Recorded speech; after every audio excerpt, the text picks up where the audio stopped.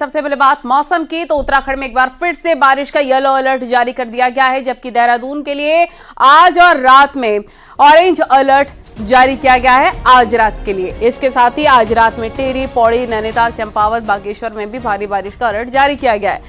मंगलवार और बुधवार को भी बारिश का येलो अलर्ट जारी किया गया। अगले 2 दिन देहरादून, टिहरी, पौड़ी, नैनीताल, चंपावत, हरिद्वार, उधम सिंह नगर में भारी से अति भारी बारिश होने की संभावना जताई जा रही है, जबकि 1 अगस्त को बारिश में कुछ कमी होने की उम्मीद मौसम विभाग ने जताई है।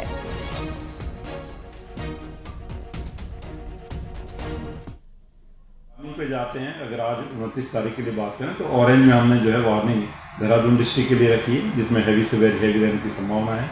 और इसी तरह जो हैवी रेन है उसमें टिहरी, पौड़ी, नैनीताल, चंपावत इनको रखा गया। और अंदर अगर बात करें तो बागेश्वर डिस्ट्रिक्ट को वो रखा गया है। कल जब आप जा रहे हैं तो एक्टिविटी बढ़ रही है, तो जो हमारे देहरादून, टिहरी, पौड़ी, नैनीताल, चंपावत या हरिद्वार और इसी तरह उधम सिंह नगर डिस्ट्रिक्ट है, इनमें हैवी से वेरी हैवी इन सभी डिस्ट्रिक्ट में वो दिख रही है एक्टिविटी की इस तरह की मिलेगी। पहाड़ों पर हो रही मूसलाधार बारिश के चलते कोटद्वार में पनियाली बरसाती नाला उफान पर आ गया है। नाले के उफान पर आने से कौड़िया बस्ती के लोग दहशत में हैं। गदेरा का पानी लोगों के घरों में घुस गया है। घरों के अंदर कीचड़ और मलबा जमा हो गया है। भारी बारिश के चलते बरसात में हर साल कौड़िया बस्ती के लोगों को दिक्कतें झेलनी पड़ती हैं।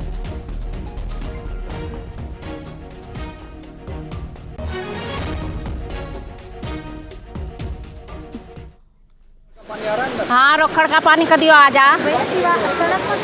अब ये पानी चल लिया, हमें डर लग गया।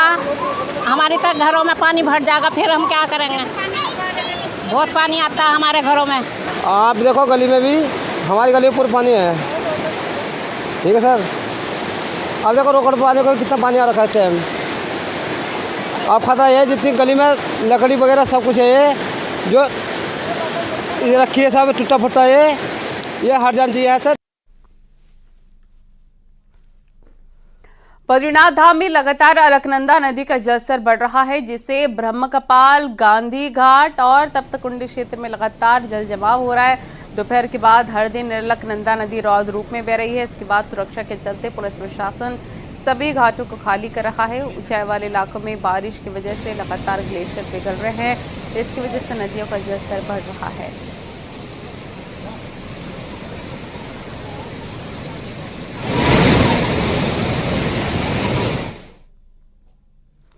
उत्तरकाशी में गंगोत्री धाम में एक बार फिर से गंगा नदी का जलस्तर बढ़ने से लोग दहशत में हैं। जलस्तर बढ़ने से गंगा उफान में बह रही, जिससे लगातार घाटों को नुकसान पहुंच रहा है।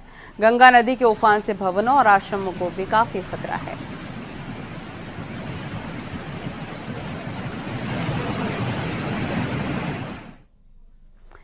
और बागेश्वर के बैकुड़ी में खड़िया खनन माइन में बनी झील के बहाव में एक मंदिर बह गया।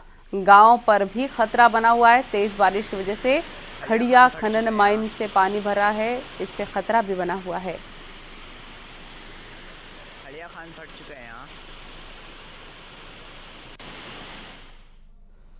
और गढ़वाल कमिश्नर ने आज टिहरी के बूढ़ा केदार क्षेत्र के आपदा प्रभावित क्षेत्रों का भ्रमण किया। गढ़वाल कमिश्नर ने पहले बिनक खाल राहत कैंप में प्रभावितों का हालचाल जाना। उसके बाद आपदा प्रभावित तिनगढ़ गांव का दौरा किया। कमिश्नर ने राहत कैंप में जरूरी सुविधाएं बढ़ाने के अधिकारी को निर्देश दिए। साथ ही बताया है कि ग्रामीणों के साथ एक संयुक्त टीम बनाकर क्षेत्र का निरीक्षण कर विस्थापन की कार्रवाई की जाएगी। टिहरी में बूढ़ा केदार में 27 जुलाई को गांव के ऊपर भारी भूस्खलन हुआ था, जिसके बाद प्रशासन ने पूरे गाँव को खाली करा दिया। गाँव के करीब 70 परिवारों को बिनक खाल राहत शिविर में रखा गया है।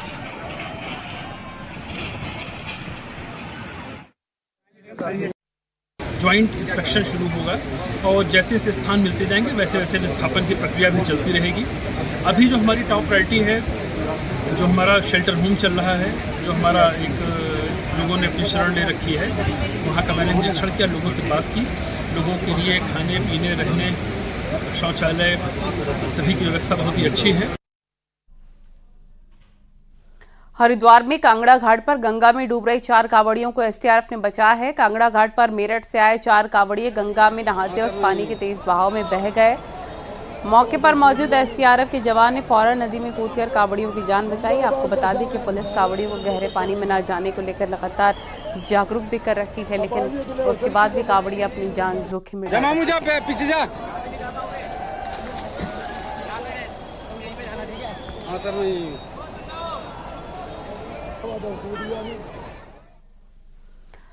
और मुख्यमंत्री पुष्कर सिंह धामी आज दिल्ली में थे। यहां उन्होंने बीजेपी के राष्ट्रीय संगठन महासचिव बीएल संतोष से मुलाकात की। करीब 1 घंटे तक दोनों के बीच बातचीत हुई। इसमें कई मुद्दों को लेकर चर्चा की गई है। साथ ही उत्तराखंड के भविष्य पर भी बातचीत हुई। बीजेपी के केंद्रीय ऑफिस में मुलाकात हुई।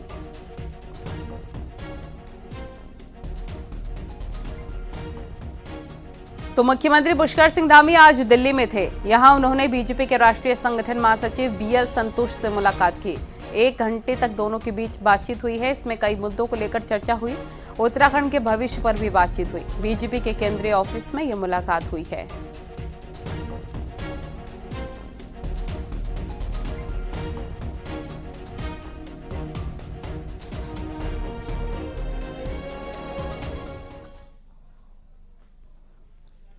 और सीएम पुष्कर सिंह धामी ने आज चंपावत के सेलिब्रेटिंग एप्पल हार्वेस्ट कार्यक्रम का वर्चुअली उद्घाटन किया। इसके तहत चंपावत में प्राइवेट कंपनी की मदद से सेब के 100 बगीचे तैयार किए गए हैं। सेब के बगीचे 20 महीने में ही फलों का उत्पादन करने लगते हैं। इस मौके पर मुख्यमंत्री ने कहा, राज्य सरकार राज्य में सेब पैदावार को बढ़ाने के लिए खास प्रयास कर रही है। अंतर्राष्ट्रीय सेब महोत्सव का आयोजन इसी का हिस्सा है। एप्पल मिशन के तहत सरकार सेब बागवान लगाने वाले किसानों को 80% सब्सिडी दे रही है। राज्य सरकार ने सेब नीति बनाई है। इसके तहत 8 साल में 5000 हेक्टेयर में सेब बागवानी का टारगेट रखा गया है।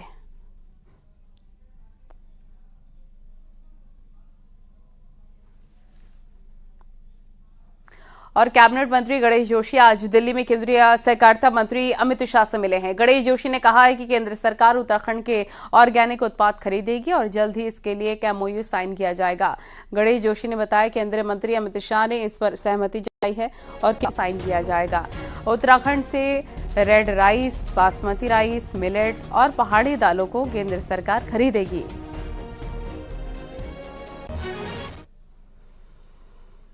भारत सरकार वो हमारी प्रदेश सरकार के साथ एक MOU साइन होगा और हमारे जितने भी उत्पाद हैं, पहाड़ी दालें हैं, चावल है, दाल, रेड राइस है, हमारे मिलेट्स हैं, सबको ये संस्था खरीदेगी, ऐसा उन्होंने आश्वस्त किया है और इससे सीधा हमारे किसानों को लाभ पहुंचेगा। उत्तराखंड विधानसभा का मॉनसून सत्र अगस्त के पहले हफ्ते के बदले अब रक्षाबंधन के बाद गैरसैंण में हो सकता है। हालांकि आधिकारिक तौर पर अभी डेट फाइनल नहीं हुई है। मुख्यमंत्री जल्दी इसकी घोषणा कर सकते हैं। संसदीय कार्य मंत्री ने कहा, सत्र की तैयारी पूरी और जल्द सीएम इसकी तारीख फाइनल करेंगे।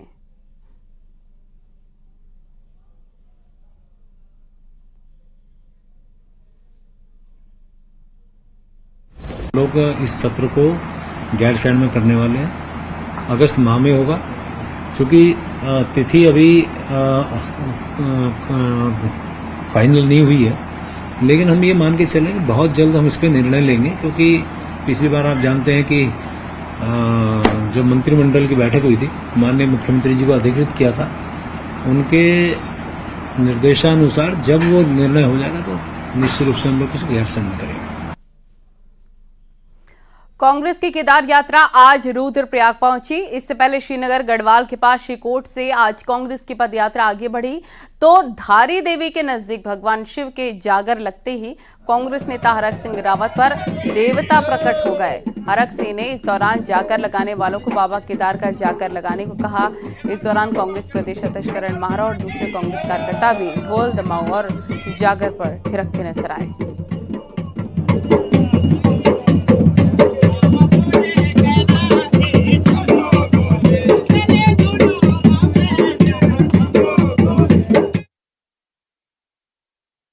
यात्रा जैसे जैसे केदारनाथ के नजदीक पहुंच रही है, उत्तराखंड से लेकर दिल्ली के नेता यात्रा में जुटने की तैयारी कर रहे हैं।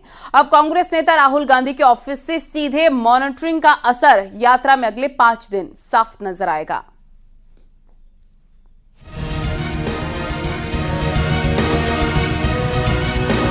कांग्रेस की केदार प्रतिष्ठा बचाओ यात्रा रुद्रप्रयाग जिले में पहुंच चुकी है और इसी जिले में भगवान केदारनाथ का मंदिर है।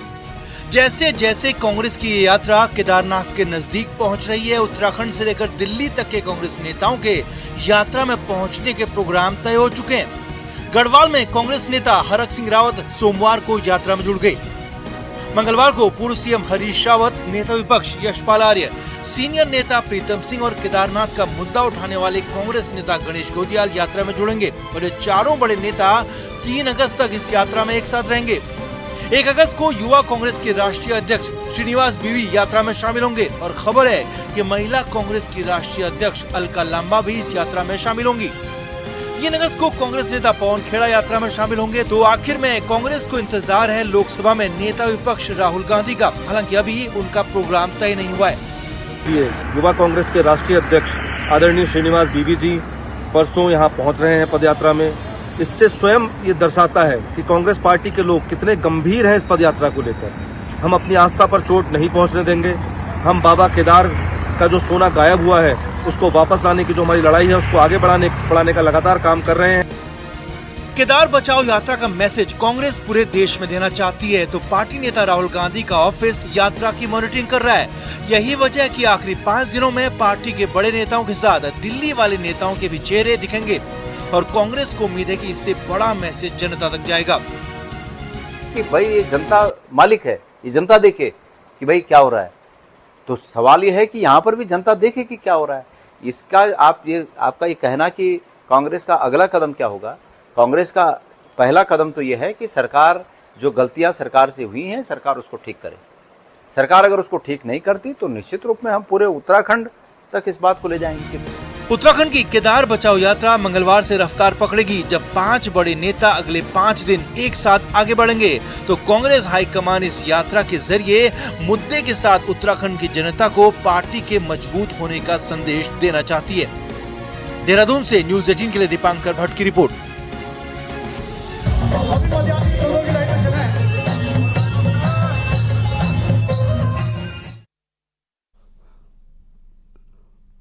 केदारनाथ में सोना चोरी मामले में नया मोड़ आ गया है। पर्यटन एवं धर्मस्व मंत्री सतपाल महाराज ने कहा कि दानी दाता को पूरे मामले में कोई एतराज नहीं, लेकिन बाकी लोग खूब बयानबाजी कर रहे हैं।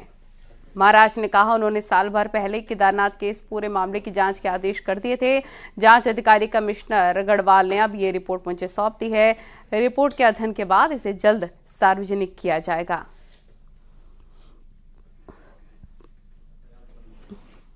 कि हमारे पास जो रिपोर्ट्स है, मैंने इसकी जांच 1 साल पहले करा दी थी। मैंने जांच मंगवाई है, मेरे पास जांच आ गई है। उसका अध्ययन करने के बाद मैं प्रेस के सामने सारी बात रख दूंगा। पर मैं इतना ही कहना चाहता हूं कि दानदाता तो कह नहीं रहा है, बाकी इसका राजनीतिकरण किया जा रहा है जो उचित नहीं है। उत्तराखंड में निकाय चुनाव पहले हो या केदारनाथ चुनाव, ये अभी तय नहीं है, लेकिन इतना जरूर है कि जो चुनाव भी पहले होगा उस चुनाव का असर दूसरे चुनाव पर साफ नजर आएगा। लिहाजा बीजेपी और कांग्रेस इसी लिहाज से रणनीति बनाने में जुट गए हैं।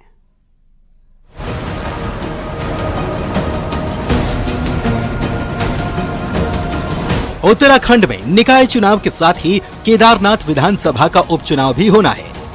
2 सितंबर को निकायों में प्रशासकों का कार्यकाल खत्म हो रहा है और इससे पहले निकाय चुनाव की तारीखों का ऐलान राज्य निर्वाचन आयोग करेगा, जबकि केदारनाथ विधानसभा उपचुनाव की घोषणा केंद्रीय चुनाव आयोग करेगा।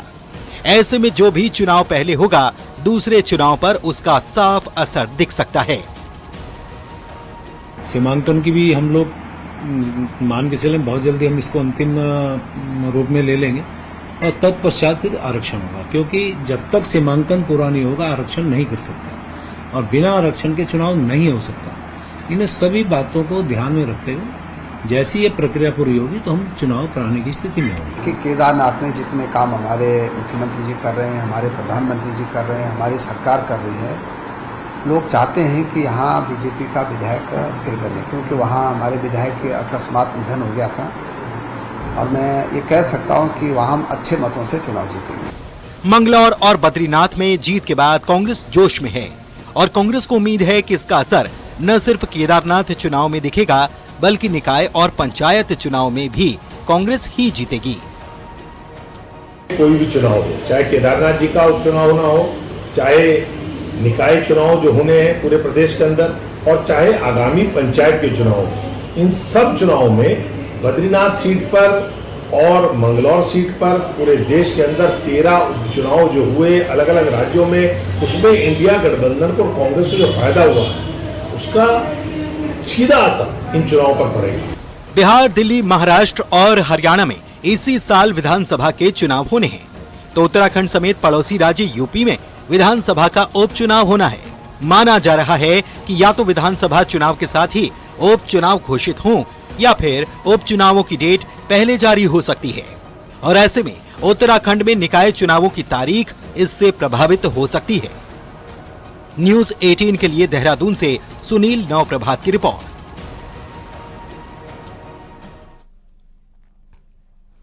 देहरादून से खबर, बद्री केदार मंदिर समिति के नए सीईओ विजय थपलियाल बने हैं। देहरादून में कैंप ऑफिस में थपलियाल ने चार्ज संभाल लिया है।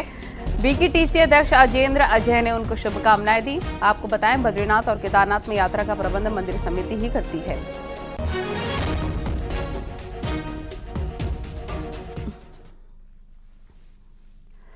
क्या उत्तराखंड कांग्रेस के अच्छे दिन आने वाले हैं और क्या प्रदेश अध्यक्ष का वास्तु को देखते हुए कमरा बदलने का असर दिख रहा है? क्योंकि जिस कमरे में अध्यक्ष रहते हुए किशोर उपाध्याय ने कुर्सी लगाई, वहां से अध्यक्ष और पार्टी जीत को तरस गए। तो क्या वास्तु बदलने से कांग्रेस की किस्मत चमकेगी? देखिए इस रिपोर्ट में।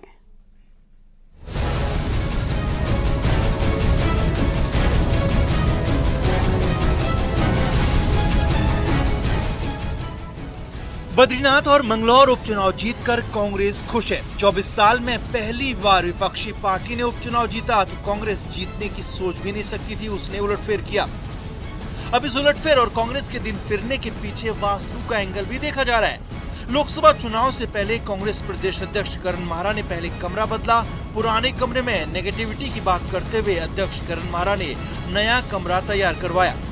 कमरा बदलने का फायदा लोकसभा चुनाव में जीत के तौर पर तो नहीं मिला, लेकिन बद्रीनाथ और मंगलौर की जीत के पीछे इसे एक बड़ा कारण माना जा रहा है। प्रदेश अध्यक्ष करण माहरा खुद मानते हैं कि कमरा बदलने का असर जीत से लेकर नेताओं के रवैये पर साफ दिख रहा है।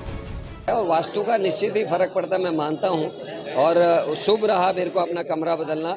उसकी दिशा और उसमें जो एनर्जी है उसका लाभ मिला है। हम दोनों बाई इलेक्शन जीते हैं, यात्रा सफल हो रही है। हमारे कांग्रेस में दोबारा से पूरी एकता है, सारे सीनियर्स जूनियर्स मिलके आज काम कर रहे हैं, ये उसी का प्रभाव है। अब इस पुराने कमरे को देखिए जहां बतौर प्रदेश अध्यक्ष किशोर उपाध्याय ने कुर्सी लगाई। अब ये कमरा खाली पड़ा है, पर यहाँ कुर्सी लगाने वाले खुद भी चुनाव हारे, जबकि इससे पहले हरीश रावत और यशपाल आर्य अध्यक्ष रहते जिस कमरे में बैठे, पार्टी वहाँ चुनाव जीती।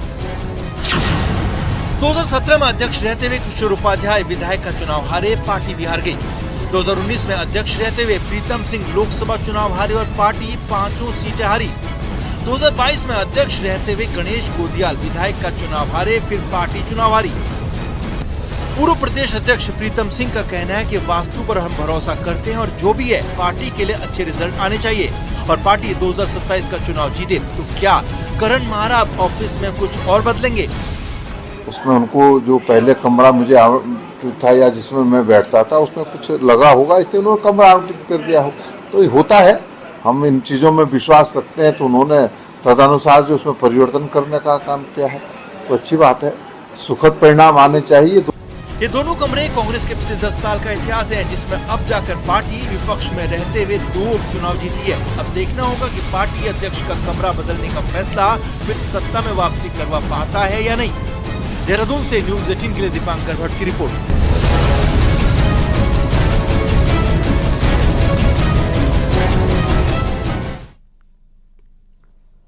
और अब आपको दिखाते हैं पावर टॉप 10 न्यूज।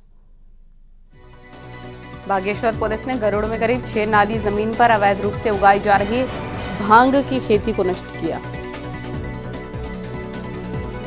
राज्य आपदा प्रबंधन के उपाध्यक्ष ने रुद्रप्रयाग में अधिकारियों के साथ मीटिंग ली है और आपदा प्रबंधन के कार्यों और राहत बचाव में संबंध में समीक्षा की।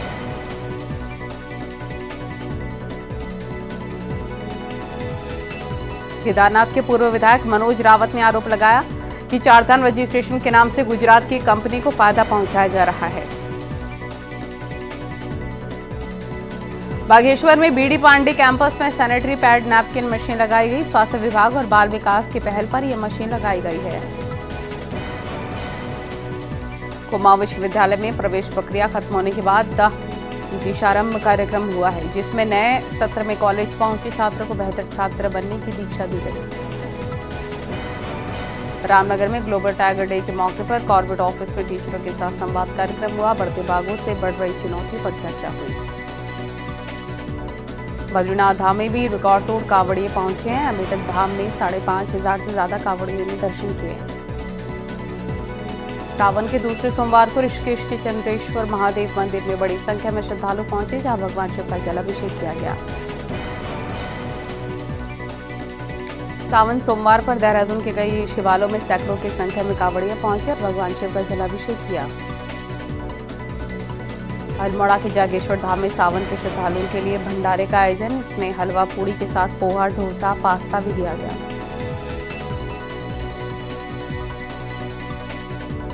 उत्तरकाशी जिले के जखोल में सोमेश्वर मंदिर को तोड़ा जा रहा है। ये पुराना मंदिर है और 22 गांवों की आस्था का केंद्र है। गांव के कुछ लोगों ने मुख्यमंत्री और धर्मस्व मंत्री सतपाल महाराज से इसकी शिकायत भी की, तो सतपाल महाराज ने इस मामले में जांच के आदेश दिए हैं। शिकायत में आरोप लगाया गया कि काम हंस फाउंडेशन कर रहा है और कहा गया है कि उत्तराखंड शासन पुरातत्व विभाग के लिए मंदिर का आदेश है। खास बात यह है कि हंस फाउंडेशन सामाजिक संस्था है, जिसे भोले जी महाराज और माता मंगला इसके संस्थापक हैं। न्यूज 18 ने इस मामले में फाउंडेशन से संपर्क करने की कोशिश की, लेकिन संपर्क नहीं हो पाया।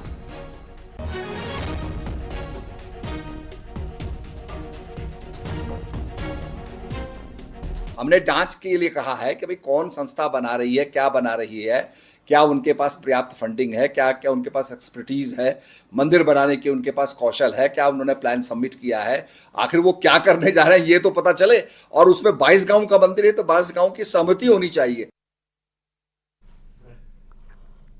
और मामले में अब राजनीति भी शुरू हो गई है। सतपाल महाराज के धुर विरोधी पूर्व सीएम हरीश रावत ने इसको लेकर सोशल मीडिया पोस्ट किया। हरीश रावत ने कहा, धर्मस्व मंत्री ने हंस फाउंडेशन पर आरोपों की जांच के आदेश दिए हैं, जो संस्था राज्य के हित में काम कर रही है।